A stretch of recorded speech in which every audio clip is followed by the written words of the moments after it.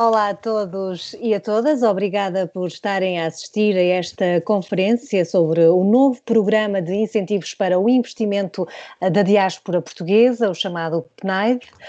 Temos connosco o Dr. Carlos Vinhas Pereira, Presidente da Câmara de Comércio e Indústria Franco-Portuguesa, e a doutora Cristina Coelho, Coordenadora do Gabinete de Apoio ao Investidor da Diáspora. Obrigada pela vossa presença. Vamos então lançar o debate e não se esqueça que aí em casa ou no seu escritório pode colocar as questões no chat da página. Para começar, eu ia pedir a ambos que me explicassem o que é que faz a Câmara de Comércio e o que é que faz o Gabinete de Apoio ao Investidor da Diáspora. Se calhar começávamos com a doutora Cristina, se nos pudesse apresentar então o que é que faz o Gabinete de Apoio e o que é este programa.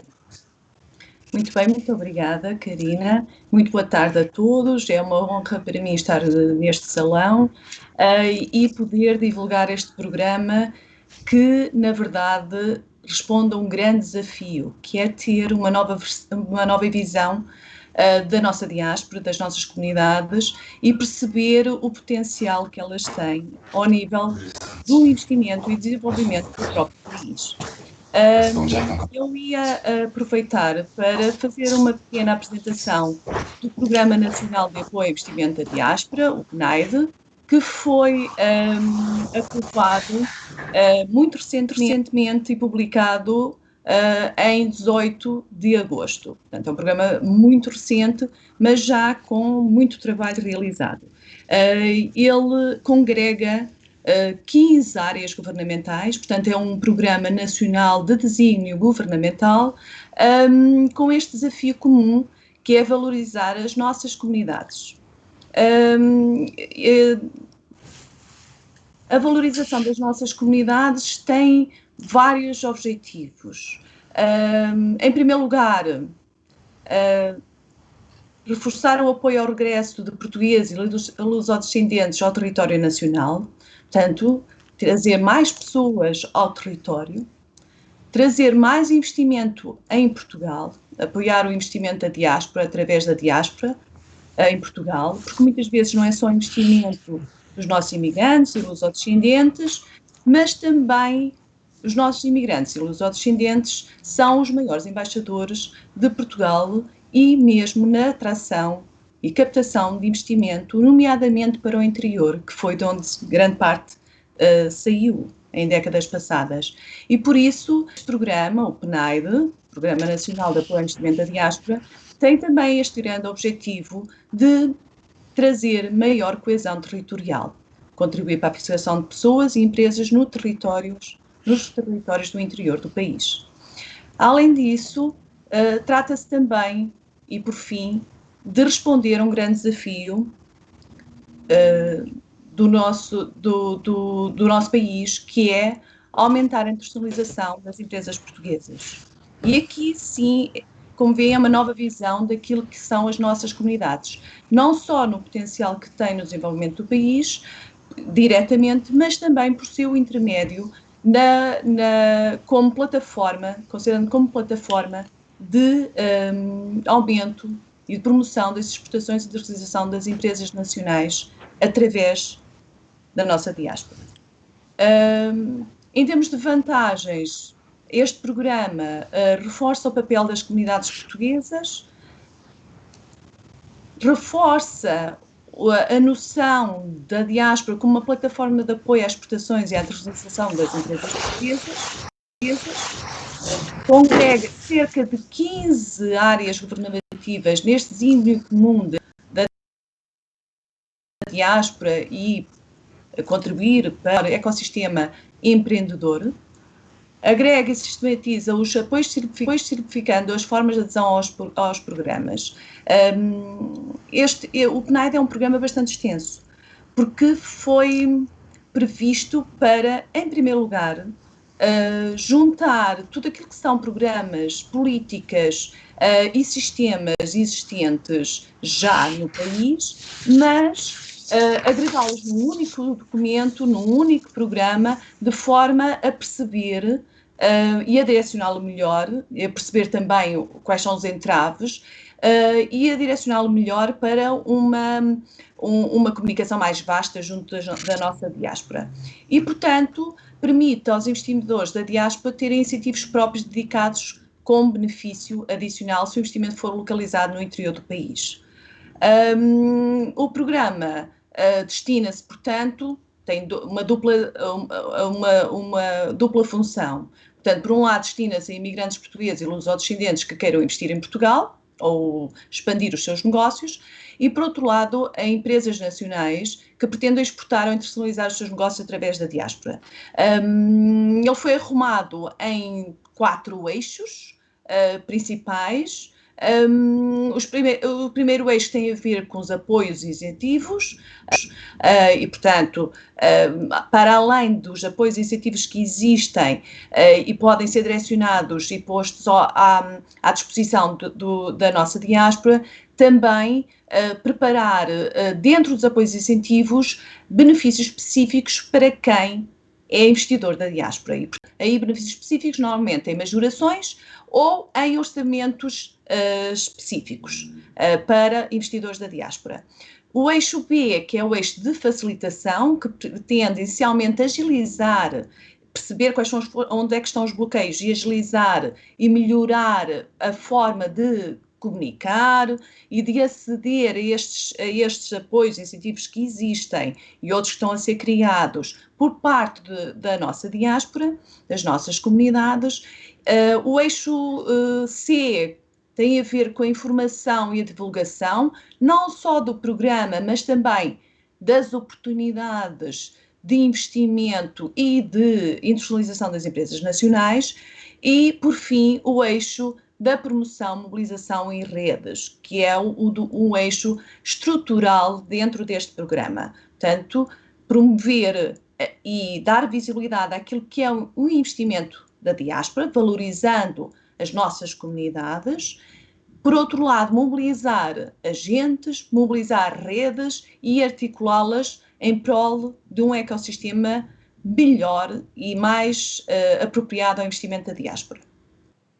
Realçando algumas medidas, gostaria de realçar aqui algumas medidas, portanto, tem muitas medidas este programa, mas gostaria de realçar as seguintes. Portanto, dentro dos apoios e incentivos, existem, para além de qualquer investidor das nossas comunidades deverá saber, em primeiro lugar, que neste momento o país é um país que já tem um ecossistema empreendedor bastante desenvolvido, bastante atrativo, tem talento, tem infraestruturas, está numa posição geoestratégica importante, portanto é um bom território para se investir, mas com o Programa Nacional de Apoio ao Investimento da Diáspora, nós também pomos à disposição dos nossos imigrantes e lusodescendentes incentivos financeiros ao investimento e à criação de emprego.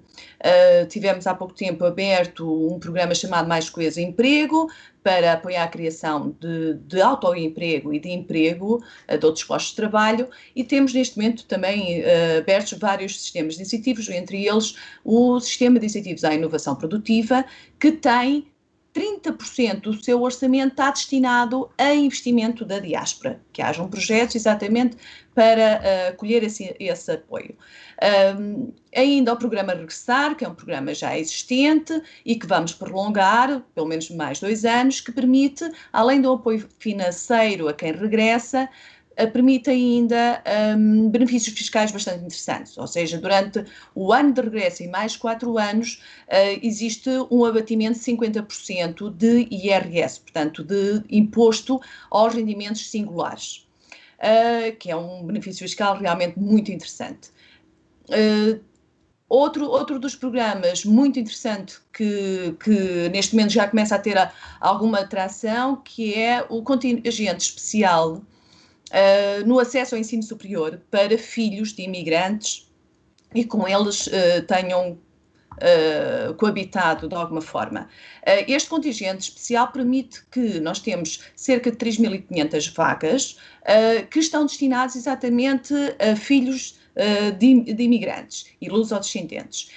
E, portanto, nestas vagas, quem quer estudar no ensino superior português, que é de grande qualidade, é reconhecido mundialmente, não precisa entrar em concorrência com o contingente geral. Ou seja, normalmente existe uma média para poder entrar num determinado curso. Com este contingente especial, os filhos dos nossos imigrantes podem aceder a qualquer curso, independentemente da média, mesmo porque seria muito complicado fazer equivalência nos estudos e nos exames que nós temos dentro do país, no contingente geral, para aceder ao ensino superior. Portanto, é um benefício direto aos nossos imigrantes no seu regresso ou no estudo em Portugal. Por outro lado, existem oportunidades em turismo e habitação. No eixo da facilitação, algo bastante interessante, que é nos consulados ter também a empresa online, ou seja, neste momento em Portugal nós conseguimos abrir uma empresa num dia, muitas vezes numa hora, muitas vezes nem é preciso estar em Portugal para poder criar uma empresa, criar uma sociedade ou uma sociedade unipessoal, mas temos de o fazer através de um advogado, alguém que faça essa diligência.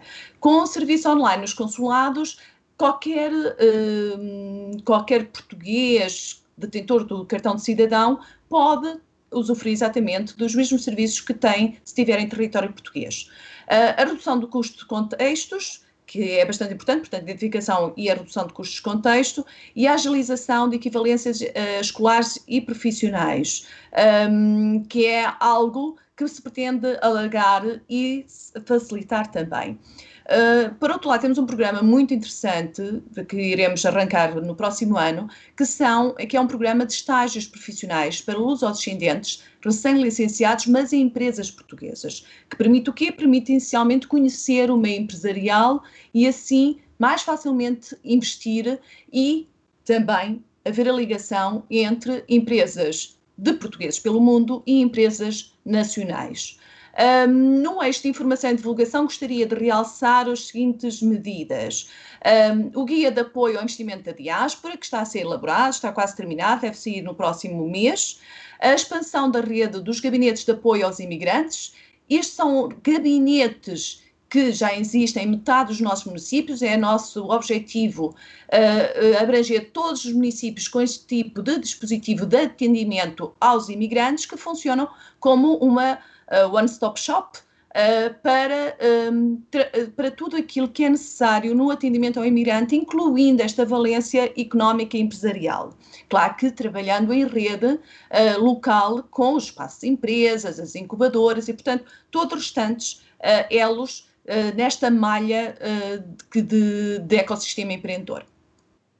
Mas isto a nível interno, mas também articular a nível externo com, em especial, os consulados, a nossa rede diplomática e consular, mas também com as câmaras de comércio e indústria portuguesas pelo mundo.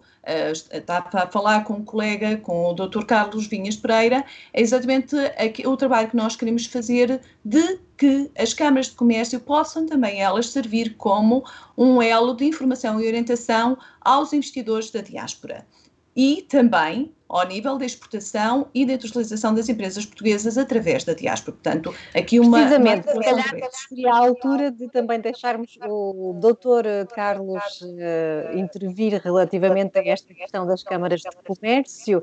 Se calhar depois, doutora Cristina, podemos continuar a falar sobre o programa, mas justamente, Dr. Carlos Vinhas Pereira, a Câmara de Comércio e de Indústria Franco-Portuguesa é composta por dezenas de empresas criadas muitas vezes por portugueses e lusodescendentes. Tem havido uma procura deste novo programa de incentivos para o programa para o investimento da diáspora? Sim, tem havido e, aliás, uma das nossas missões é exatamente esta. Quando a Câmara foi criada em 2006, o objetivo era simples, era promover as exportações portuguesas, acompanhar as empresas lusodescendentes ou francesas em investir em Portugal e também ajudar na internacionalização das empresas portuguesas para a França, nomeadamente. Nós hoje em dia temos 440 membros, A maior parte são lusodescendentes, claro, e há também empresas tipicamente francesas, mas com dirigentes portugueses ou com pessoas-chave portuguesas, e que são, para nós, uma fonte para podermos falar de Portugal, para podermos divulgar Portugal, divulgar as oportunidades. Portanto, este programa, o PNAID, é um programa bastante denso, com várias medidas. A doutora Cristina Coelho, efetivamente, fez aqui um resumo de não sei quantas páginas e efetivamente as oportunidades. Portanto, este programa, o PNAID, é um programa bastante denso, com várias medidas. A doutora Cristina Coelho, este pensamento que para nós é mais fácil de convencer um lusodescendente ou um português a investir em Portugal do que estar a convencer um francês, nomeadamente. Porquê? Porque não temos a barreira da língua, não temos a barreira cultural, e para a nossa diáspora é uma coisa quase natural. Todos eles que conseguiram e que tiveram aqui sucesso querem reproduzir o sucesso ou querem fazer alguma coisa até num sítio que interessa. E eu vejo neste plano, interessa também podermos investir nos locais onde eles são oriundos, onde necessita efetivamente investimento para guardar lá alguma atividade económica. Estou-me a referir mais ao centro de Portugal, ou nas aldeias, ou em sítios onde não há assim porque tantos até agora dava a ideia que havia uma grande procura por Lisboa, por Porto, mas graças, se calhar, aos imigrantes, filhos de imigrantes, netos de imigrantes, este programa poderá mostrar que há mais Portugal além de Lisboa e Porto. Completamente, e eu acho que é bom de podermos efetivamente conservar uma atividade importante para não assistirmos à desertificação das aldeias. E os melhores exemplos, eu podia citar dezenas de exemplos de empresários aqui de sucesso que criaram empresas, criaram estruturas industriais, efetivamente, onde eles são oriundos. E não é em Lisboa, não é no Porto, e também não é no Algarve. Por exemplo, onde? Diga-me uma cidade, sei lá, Guimarães? Sim, Guimarães, Braga, Aveiro, Guarda, Famalicão, podemos citar o Fundão. O Fundão, pronto, é um dos exemplos também. Ou seja, E pode citar-nos o nome de algum investidor mais conhecido ou que tenha justamente investido em Portugal recentemente? O Maprilho Batista, que é o número 1 das ambulâncias aqui em França, investiu e tem lá a empresa, ou seja, a assemblagem faz-se em Portugal e a venda faz-se na Europa. O Manuel Soares, com os Marlos, que também equipa todos os grandes hotéis no mundo inteiro, são fabricados também numa nova fábrica em Aveiro. Poderia citar outros, mas são pessoas que criam, não é? Podíamos pensar até que é para poder ter custos reduzidos, mas não é a motivação principal. É realmente trazer alguma coisa para Portugal, porque este sentimento de pertencer, de estar, ou seja, de pertencer a uma diáspora, de fazer alguma coisa para o país, para Portugal, é uma coisa muito importante. E notamos, quando foi criada a Câmara de Comércio, que as pessoas vinham naturalmente porque queriam, para já, trabalhar juntos, que era também um facto importante, trabalhar entre eles, seja aqui ou seja em Portugal, e, no meio disto tudo, investir em Portugal, ou pelo menos exportar, neste caso, importar produtos portugueses para pôr aqui. Vocês sabem que o mercado da construção está dominado aqui pelas empresas portuguesas. Onde é que elas compram o material de construção? É em Portugal, maior parte. Portanto, é importante. Eles estão dentro desta mobilização, e eu acho que este programa vai ajudar, e nós, e estava a doutora Cristina Coelho a dizer que as câmaras de comércio podiam divulgar. Claro que nós queremos divulgar, faz parte do nosso dever, divulgar todas estas medidas, simplificar, ajudar, fazer com alguma pedagogia e poder acompanhar estes empresários que têm os meios para investir, têm a vontade, e falta efetivamente, nós facilitarmos esta passagem de França para Portugal e poder também, e é uma coisa que eu queria dizer, posso dizer agora, mas o facto também de ajudar e de facilitar nos municípios, nas municipalidades, os presidentes de câmaras de estarem sensibilizados a não, entre aspas, complicar, às vezes, como faziam antes, agora já está muito melhor, os investimentos, que era o principal obstáculo há alguns anos. Hoje em dia eu vejo, e com uma certa satisfação, que o governo português quer facilitar e quer justamente poder envolver as câmaras, os territórios, acimos, para poder também contribuir ao sucesso deste programa. Muito bem. Doutora Cristina, temos aqui uma pergunta relativamente à sua apresentação, em que nos pedem para desenvolver o tópico oportunidades em turismo e habitação do eixo apoios e incentivos. Muito bem. Também tem a ver exatamente com a medida que eu ia retomar, que o Dr. Carlos também falou e que é bastante importante nós percebemos que muita da informação ela existe, só que tem que ser bem partilhada e tem que ser bem orientada. E esta identificação de boas práticas e oportunidades de investimento é algo que é muito importante de ser trabalhada e de ser divulgada. Quando estava a perguntar que oportunidades nós temos e que investimentos nós temos, nós há 2 anos, 3 para cá, também o país mudou e também é muito mais atrativo em termos do seu ecossistema empreendedor, mas por exemplo, no interior, eu estou a falar neste momento de Vila Real, portanto eu vivo no interior, e de há alguns anos para cá tem subido em flecha os investimentos, por exemplo, ao nível do turismo no interior. Temos tido investimentos bastante elevados, de 4, 5 milhões, de 3 milhões, de meio milhão, portanto, são muito diversificados, mas essencialmente na área turística. Porquê? Porque é percebido como uma oportunidade de investimento. Voltando ali aos apoios e incentivos em oportunidades em turismo e habitação, são 2 áreas muito específicas que nós temos no nosso território e que este programa vem disponibilizar e vem direcionar também para este público. As oportunidades em turismo têm a ver exatamente com o trabalho que o Turismo Portugal tem feito ao longo deste tempo. Nós, há 3 anos para cá, que somos o melhor destino turístico do mundo e, portanto, existe aqui uma série de sistemas de incentivos e de apoio ao desenvolvimento turístico. Isto tem a ver com outra situação. Sabemos que muitos dos lusodescendentes e muitos dos imigrantes herdaram, por exemplo, casas no interior dos seus pais, dos seus avós, e que podem, neste momento, serem reabilitadas tanto para fins turísticos como para fins habitacionais. Daí haver aqui este tópico de oportunidades em turismo e habitação. Podemos depois desenvolver mais tarde, se houver essa necessidade. Mas, desde já, eu iria passar ao último eixo de medidas a realçar para depois concluir esta apresentação.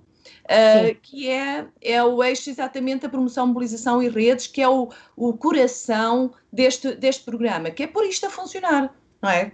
O Dr. Carlos acabou de dizer que também é uma vocação das câmaras, que existe investimento. Muitas vezes, quando nós perguntamos nos municípios, estamos a visitar todos os municípios do país, e quando nós perguntamos casos de investimento de imigrantes, eles nem se lembram, mas depois começam-se a lembrar e são muitos. E, portanto, é preciso que estas redes funcionem, e por isso nós vamos criar a rede de apoio ao investimento da diáspora, uma rede alargada e que funcione tanto a nível local, regional, nacional, como internacional, como mundial. E isso tem de ser um desígnio de todos nós. Por outro lado, continuaremos com os encontros de investidores da diáspora, com quase uma Diaspora Summit, que são grandes encontros, grandes momentos de celebração do investimento da diáspora em Portugal. E, por fim, 2 mecanismos muito interessantes que tem o PNAD, que é o Estatuto de Investidor da Diáspora e a Marca Investimento da Diáspora. O Estatuto de Investidor da Diáspora permite este reconhecimento do investidor e o acesso a mecanismos e a benefícios dentro dos apoios e incentivos. Portanto, é um estatuto que é requerido no portal das comunidades e a ele tem direito todos os imigrantes, lusodescendentes, aqueles que têm nacionalidade portuguesa e aqueles a que ela tem direito. Têm de ter residido no estrangeiro há mais de um ano, podem já ter regressado, este tenha sido há menos de 2 anos, têm de ter um projeto de investimento para desenvolver em território português e pode implicar o regresso ou não. Podem também investir em sociedade ou individualmente. Muito bem. Não sei se já concluiu, É mesmo a última conclusão, que são exatamente os contactos e onde deve requerer exatamente, porque as pessoas querem saber diáspora, como... que é muito fácil. Uhum. Portanto, se eu quiser investir em Portugal, o que é que eu tenho de fazer? É ir ao portal das comunidades, é assim? Exatamente, ir ao portal das comunidades e requerer o Estatuto de Investidor da Diáspora, que tem uma autodeclaração automática, portanto, ele é-lhe entregue automaticamente, porque se confia que as pessoas estão a dar informações corretas, válidas, e, portanto, pode retirar logo esta declaração de estatuto de investidor da diáspora, que serve, por exemplo, para concorrer ao sistema de incentivos à inovação e tem benefício porque concorre para uma dotação orçamental específica. No entanto, ao mesmo tempo, junto ao seu consulado, deve procurar os comprovativos, porque serão pedidos mais tarde. Por outro lado, pode sempre utilizar o e-mail guide@mne.gov.pt para ter qualquer informação que pretenda mais ou contactar o GAI, o Gabinete de Apoio ao Imigrante do seu município ou do município onde pretende localizar o investimento.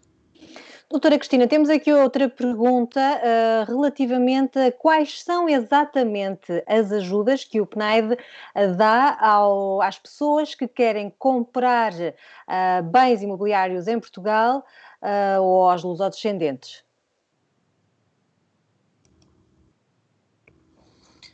Eu peço desculpa, Karina, pode-me repetir, por favor, a pergunta? Sim, com certeza. Portanto, a pergunta era quais são as ajudas exatas que o PNAD dá aos compradores de bens imobiliários em Portugal, lusodescendentes?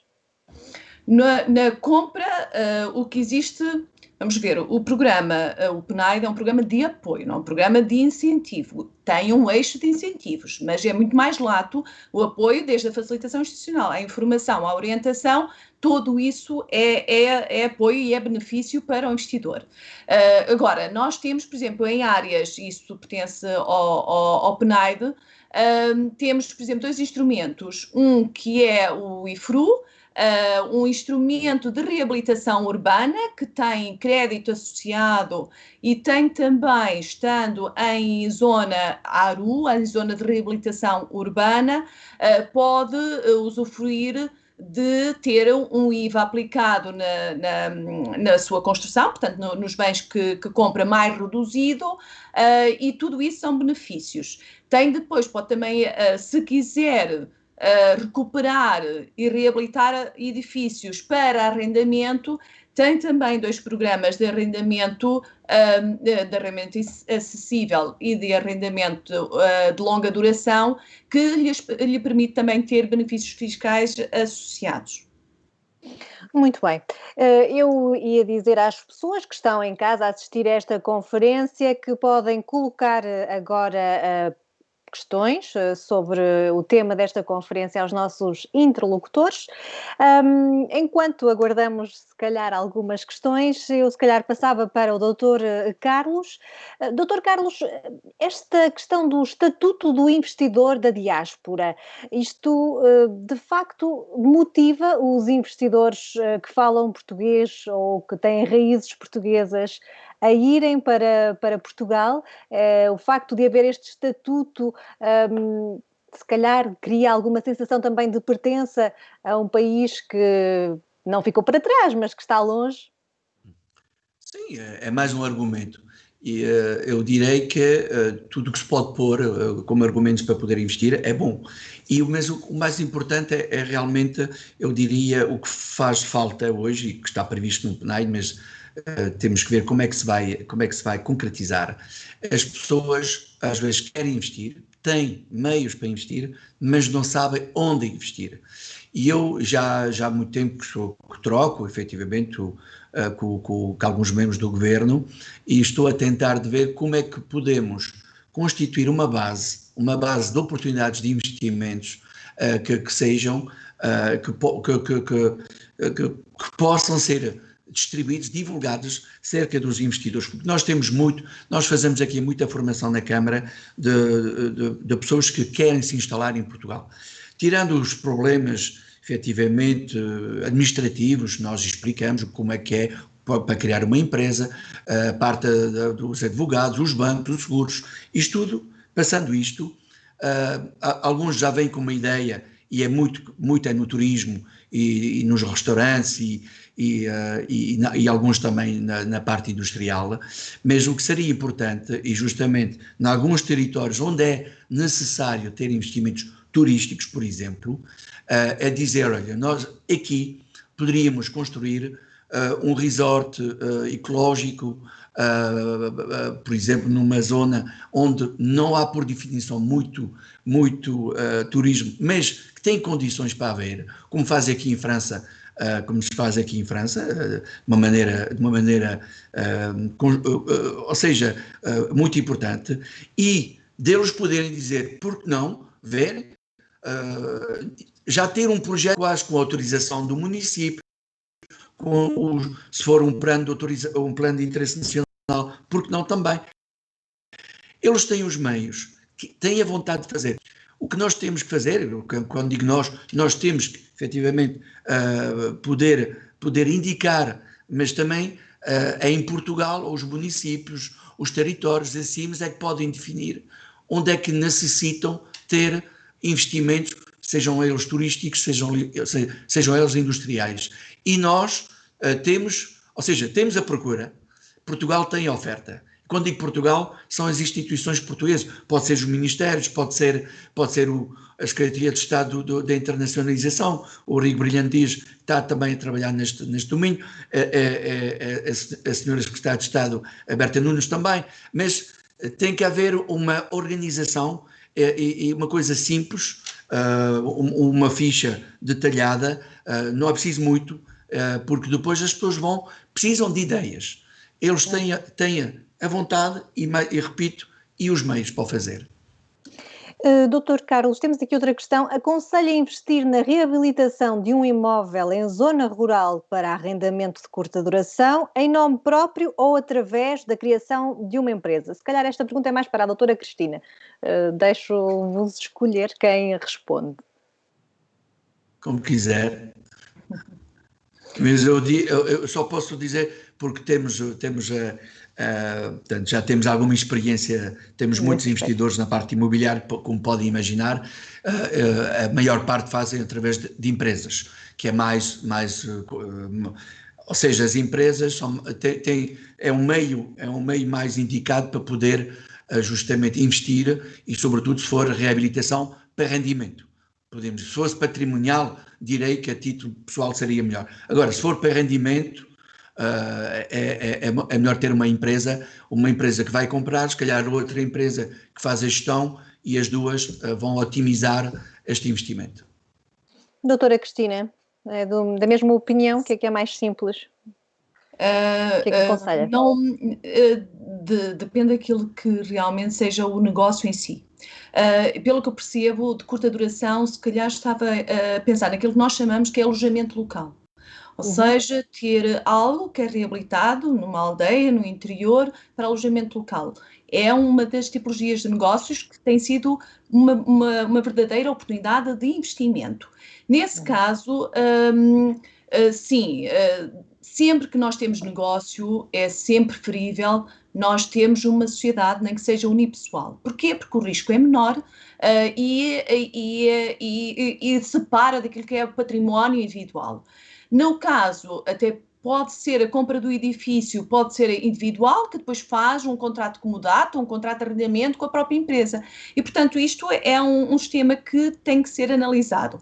Queria só deixar um ponto. No interior, nós temos um programa de valorização do interior e este programa, o PNAID, é da iniciativa das duas Secretarias de Estado, das Comunidades Portuguesas da Valorização do Interior, e no interior nós temos benefícios fiscais e muitíssimos interessantes, tanto para as empresas como para os individuais. E, portanto, isso vai estar tudo num site que nós estamos a construir neste momento, de forma a podermos sistematizar a informação de uma forma que seja fácil de procurar para quem está fora e que se compreende que não tem o mesmo conhecimento da realidade que nós temos em Portugal.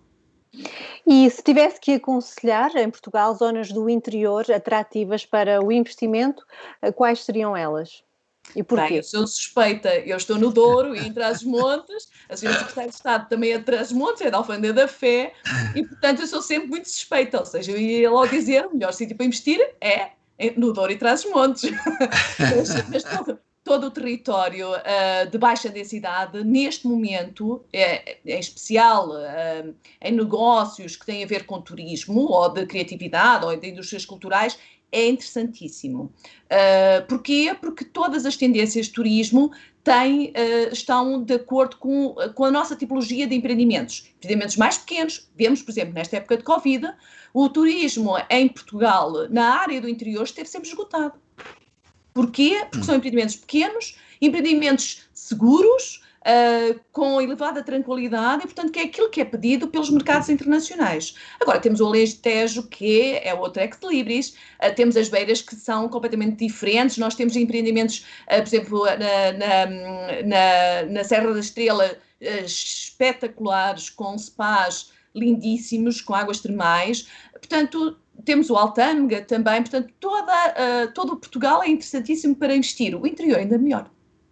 Doutor Carlos, se calhar também é suspeito, e se calhar vai-me falar das beiras. Eu sou suspeito, eu irei dizer exatamente as beiras, ou no Açoite, por exemplo, mas eu direi que neste momento, e estou completamente de acordo com a doutora Cristina, é um bom momento para investir no turismo. Porquê?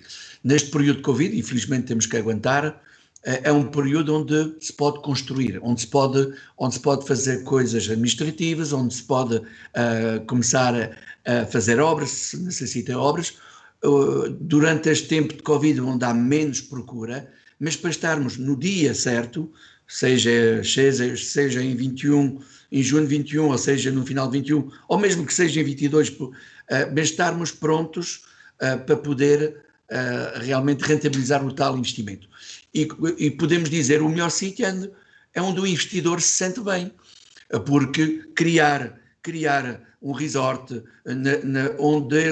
onde ele esteve, na zona dele, na Serra da Estrela, nestas zonas todas que são ou seja, não são procuradas porque não há divulgação e porque também não há infraestruturas de turismo. Quando houver, aí as pessoas vão vir. Os franceses, por exemplo, adoram este tipo de turismo. Eles detestam estar na praia a bronzear como os alemães ou os holandeses. Eles querem mais comer e beber bem, é uma dos nossos trunfos, e num sítio tranquilo, onde há sol, onde não há segurança, e até se diz que há menos Covid do que nos outros sítios. Portanto, não há que hesitar, e temos muito trabalho que fazer agora para podermos estar prontos para acolher esta gente toda quando se vai poder libertar com vacinas e com tudo o que é necessário para poder aproveitar a vida, simplesmente. Muito bem. Só para terminar, mesmo última pergunta, eu peço ao Dr. Carlos para ser breve. Sim. Eu estava a apontar final de 2021. Pensa que a recuperação, a retoma económica só vai acontecer a partir de final de 2021? Eu já assinava, final de 21, já assinava o papel a dizer que concordo completamente. A retoma vai ser necessário, se calhar, uns 5 ou 10 anos. Nós estamos a gastar, não digo gastar, todos os Estados estão a compensar o que estamos a perder neste momento, o que os cidadãos e nós todos, os europeus, como é uma crise mundial, o que estão a perder neste momento. Eu direi, se for no final de 21, final de 21 é iniciar a retoma, para mim, porque mesmo com uma vacina que não poderá chegar antes de junho ou se calhar terceiro trimestre de 21, já era bom podermos iniciar em 21. Mas podemos trabalhar. Hoje em dia temos esta sorte de poder trabalhar. E Portugal ainda tem mais do que a França. A França está num caminho um pouco complicado neste momento, mas Portugal, espero que não seja a mesma coisa, e temos que aproveitar este tempo para construir e para poder nos preparar ao melhor, ao que vai vir, e esperando que seja melhor, claro. Muito obrigada aos dois, vamos terminar por aqui. Obrigada pelas vossas explicações e obrigada a todos os que assistiram a esta conferência. Podem continuar a seguir as conferências do Salão. Obrigada a todos e até breve. Obrigada. Obrigado.